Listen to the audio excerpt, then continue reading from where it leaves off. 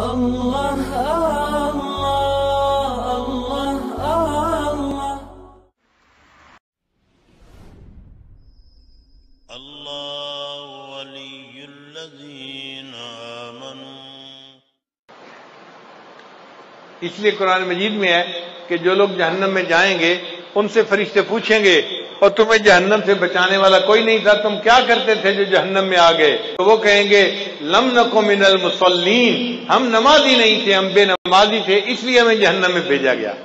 تو جہنم میں جانے کی جو بڑی وجہ ہوگی وہ بے نمازی ہونا ہے۔ اس لیے ہمیں نماز کی پابندی کرنی چاہیے اور نماز کو بہت اہتمام کے ساتھ پڑھنا چاہیے۔ عورتیں نماز میں سستی کرتی ہیں، گھر کے کاموں کی وجہ سے نمازیں قضا کر بیٹھتی ہیں، یہ بہت بڑی کوتاہی ہے، اس سے بچنے کی ضرورت ہے۔ اور ایک نقطہ یاد کر لیجئے کہ اگر نماز پڑھنا اور یا کوئی کام کرنا دو آپشن سامنے آئیں تو ہمیشہ نماز پہلے پڑھیں، کام کو پیچھے چھوڑیں۔ لوگوں کی عادت ہوتی ہے اور جی یہ کام کر لیتے ہیں پھر نماز پڑھ لیں گے، نہ نہ نہ، یہ بڑی غلطی ہے۔ پہلے نماز پڑھیں پھر کام کریں۔ عورتیں یہی تو کہتی ہیں میں مہمانوں کو چائے دے دوں پھر نماز پڑھ لیتی ہوں، اور مہمانوں کو چائے دیتے دیتے نماز قضا ہو جاتی ہے۔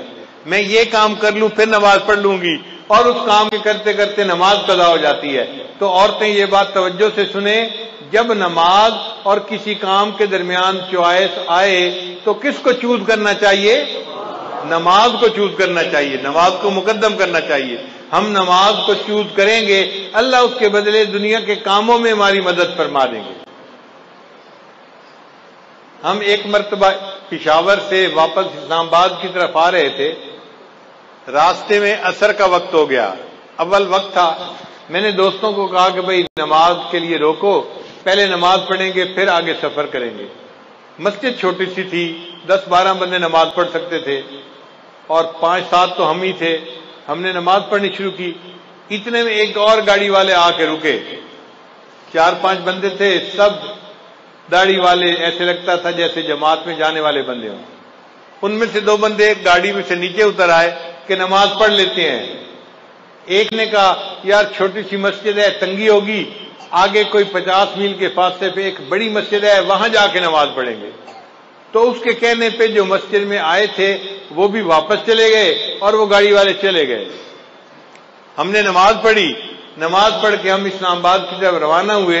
ہم 5 کلومیٹر آگے آئے تو ہمیں پتہ چلا کہ وہ جو کار میں چند لوگ بیٹھے ہوئے تھے ان کی گاڑی کا ایکسیڈنٹ ہوا تھا، کار بالکل تباہ ہو گئی تھی، اور کھڑے وہاں لوگوں نے بتایا کہ اس میں سے 2 بندے فوت ہو گئے تھے۔ اب بتائیں کہ ان لوگوں نے وقت کی نماز ادا نہیں کی تھی۔ اگر چھوٹی مسجد میں نماز پڑھ لیتے اور پھر موت آتی تو وقت کی نماز ادا کر کے موت آتی، اب ان کو نماز پڑھے بغیر موت آ گئی۔ اس لیے جب نماز کا وقت آئے پہلے نماز پڑھیں پھر باقی جو بھی کام ہے وہ کریں، اور اگر اس طرح کریں گے تو اللہ مدد کریں گے۔ ایک عرب کا واقعہ سن لیں، میں اپنی بات کو مکمل کرتا ہوں کہ وہ دیہاتی آدمی تھا اور اس کا نہری پانی کا معاملہ تھا اور زمین میں پانی دینے کا مسئلہ تھا۔ تو بیوی نے کہا دیکھیں فصل خشک کھڑی ہے، آپ پہلے پانی دے دیں اور پھر آپ اگر نماز کا وقت بچے تو جائیں، ورنہ اگر جمعہ کا قضا بھی ہو گیا تو کیا فرق پڑتا ہے۔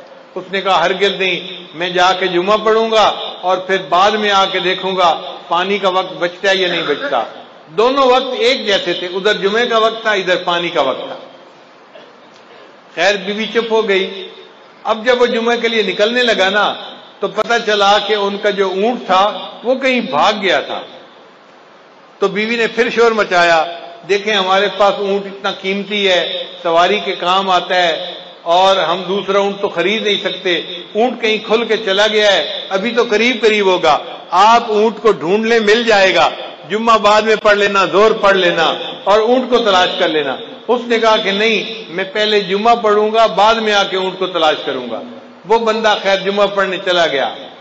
اللہ کی شان دیکھیں، جب جمعہ پڑھ کے گھر واپس آیا کیا دیکھتا ہے کہ اونٹ دروازے کے اوپر بندھا ہوا ہے۔ اس نے بیوی سے پوچھا یہ اونٹ کیسے آیا؟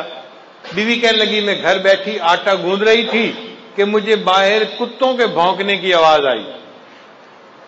میں نے گھر کا دروازہ کھول کے دیکھا تو میں نے دیکھا کہ 4-5 کتے اس کے پیچھے لگے ہوئے تھے اور یہ اونٹ بھاگتا ہوا اپنے گھر واپس آ رہا تھا۔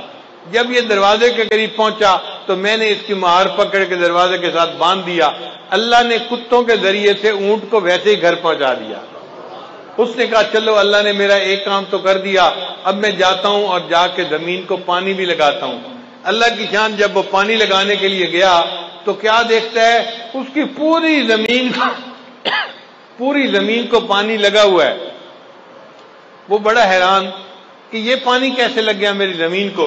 ابھی وہیں کھڑا تھا کہ اس کا جو ہمسایہ تھا نا دیہاتی، وہ آیا ذمہ اور کہنے لگا بھئی مجھے معاف کرنا، میں نے اپنی زمین کو پانی لگانا تھا، میرا نمبر پہلے تھا، آپ کا نمبر بعد میں تھا۔ جب میں نے اپنے زمین کو پانی لگایا تو میرے اور تمہارے زمین کے درمیان جو سوراخ بنا ہوا تھا نا وہ کھلا ہوا تھا، مجھے اس کا پتہ نہیں تھا۔ میں اپنی زمین کو پانی لگاتا رہا، جب لگا کے دیکھا تو تمہاری زمین کو پورا پانی لگ چکا تھا۔ اللہ نے جمعہ کی نماز پڑھنے کے بدلے اس کی زمین کو پانی بھی لگوا دیا اور اس کے اونٹ کو بھی واپس گھر پہنچا دیا۔ ہم اگر نماز پڑھیں گے اللہ تعالی ہمارے کاموں کو سنواریں گے اور ہماری سرپرستی فرمائیں گے۔ اس لیے نماز کو اہمیت دینی چاہیے اور ہرگز قضا نہیں کرنی چاہیے۔